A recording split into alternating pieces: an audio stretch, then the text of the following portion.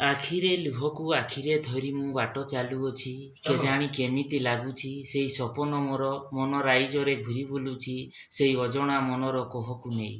ମୋ ମନର ଆଇନାରେ ତୁମର ପ୍ରତିଛବି ଦେଖୁଛି ମୁଁ ପ୍ରତି ମୁହୂର୍ତ୍ତରେ। ଆଖି ଲୁହ ଆଖିରେ ରହୁଛି, ମନ କୋହ ମନରେ ରହୁଛି, ଭାବନା ରହୁଛି ମନ ରାଇଜରେ। କ'ଣ ମୁଁ ଭାବୁଛି ଭାବିପାରେନା, କ'ଣ ମୁଁ ବୁଝୁଛି ବୁଝିପାରେନା। ଭାବନାଟି ମୋର ନଈଟିଏ ହୋଇ, ମନଟିଏ ମୋର ଡଙ୍ଗାଟିଏ ହୋଇ ଭାସି ଚାଲିଛି କେଉଁ ଏକ ଅଜଣା ସ୍ୱପ୍ନର ନାୟକଟିଏ ହୋଇ।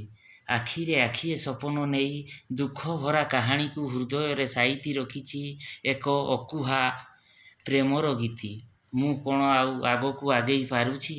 ଭଲ ପାଇବାର ସ୍ୱପ୍ନ ରାଇଜର ଦୋ ଛକିରେ ଛିଡ଼ା ହୋଇ କେଉଁଆଡ଼େ ଯିବାର ବାଟ ମୁଁ ଜାଣିପାରୁନାହିଁ।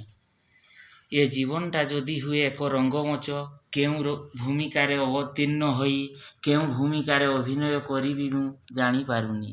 ଏଇ ଆମ ଟ୍ରେନିଂ ସେଣ୍ଟର ଯଦି ହୁଏ ଏକ ଖୋଲା ରଙ୍ଗମଞ୍ଚ, ସେ ମଞ୍ଚରେ ଆଉ ରହିଗଲା 1 ମାସର ଅଭିନୟ ସାରି ଯେ ଯାହା ବାଟରେ ଚାଲିଯିବା ସମସ୍ତେ ଯେ ଯାହା ଗନ୍ତବ୍ୟ ସ୍ଥାନକୁ।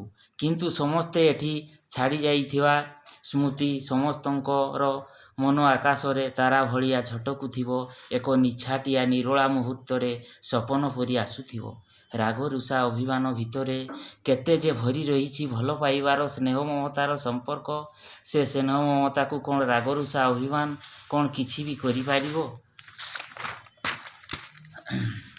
ମନର ଅଲେଖା ଖାତାରେ ଲେଖିଛି ମୁଁ ନାଁ ତୁମରି। ଭରସା ପାଉନି ଏ ଆଖି ସପନ ସତ ହେବ କି ମିଛ। ଟ୍ରେନିଂ ସେଣ୍ଟରର ଭାଇ ଭଉଣୀମାନଙ୍କର ସ୍ନେହ ମମତାର କଥାବାର୍ତ୍ତାର ଝଲକ ମୋ ଜୀବନ କାହାଣୀର ବାଟ ଅଲଗା ମୋଡ଼ ନେଇଛି।